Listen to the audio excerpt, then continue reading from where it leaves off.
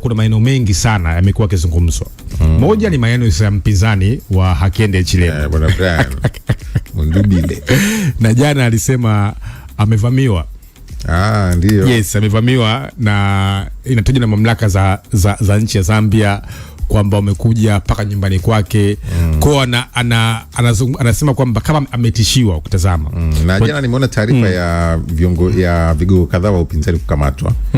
Ambapo vikosi vya usalama nchini Zambia vimesema vimekamata silaha na kuwakamata watu 11 wakiwemo viongozi waandamizi wa upinzani kwa madai ya kuhusika katika njama za uasi dhidi ya serikali. Kabisa, viongozi 11 wa upinzani wamepewa kesi ya uasi nchini Zambia.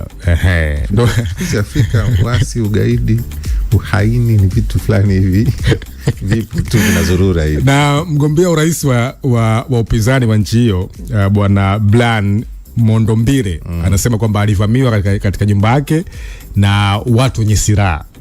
Sasa upande wa pili wa serikali wanasema kwamba wamekamata watu 11 ambao walikuwa wanapanga njama za kufanya uasi dhidi, sasa unaweza ukaita dhidi ya serikali au dhidi vile vile ya nchi, kwa sababu sasa hivi unafahamu kabisa kwamba taifa lipo katika uchaguzi. Lakini kutazama ni kwamba kama ulivyosema wamegawana maeneo. Yaani mmoja utazama ameshinda maeneo ya kusini, mwingine ameshinda maeneo ya kaskazini.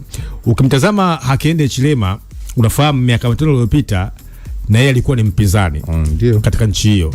Akamshinda aliyekuwa rais wa nchi hiyo Edina Lungu. Ameshinda, anatajwa kwamba alishinda uchaguzi, anagombania tena uchaguzi. Sasa yale malalamiko ambayo alikuwa analalamika yeye kipindi kwa upinzani ndio analalamikiwa. Analalamika sasa upinzani wake kina Mondo kina Blood.